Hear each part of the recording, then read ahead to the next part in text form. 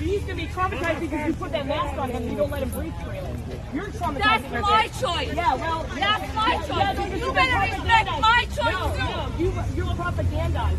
You're not. A teacher shortage in virtually every region of the country.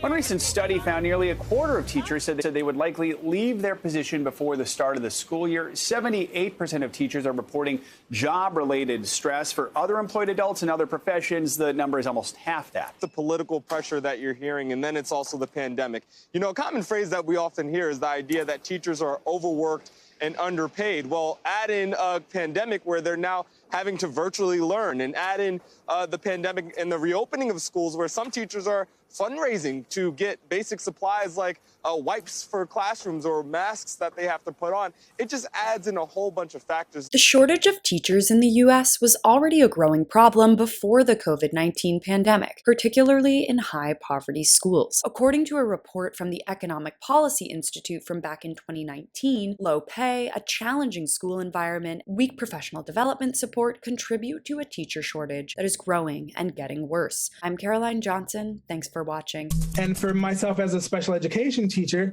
if we can't recruit quality special education teachers, that means my caseload go up.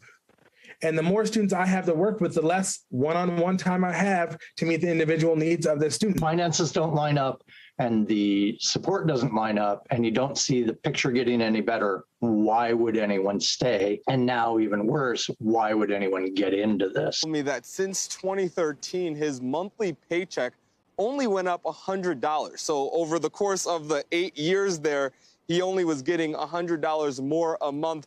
That is not keeping up with inflation and the rise in prices that naturally happens. Florida teacher vacancies increased 67% from August 2020 to August 2021, as teachers across the country are noting conditions of classrooms that are tightly packed and poorly ventilated, with students not required to wear masks and often showing up sick. And teachers have also been receiving significant pushback from science deniers. Jessica Wildfire writes powerfully in a blog post that captures much of the frustration across the country teachers are facing. Quote, "My state allows my anti-masking, anti-vaxxing students to bring guns to class. I'm supposed to evaluate these students and give them grades they might not like. I'll never feel safe in a classroom, not anymore." It's not only the health and safety concerns, there's also the war being waged over the content of learning material. Notably regarding the history of people of color in America, over 20 states recently introduced legislation that limits or outright bans educators in public schools from teaching the history of race and racism and its modern implications. Educators say these laws are curtailing overdue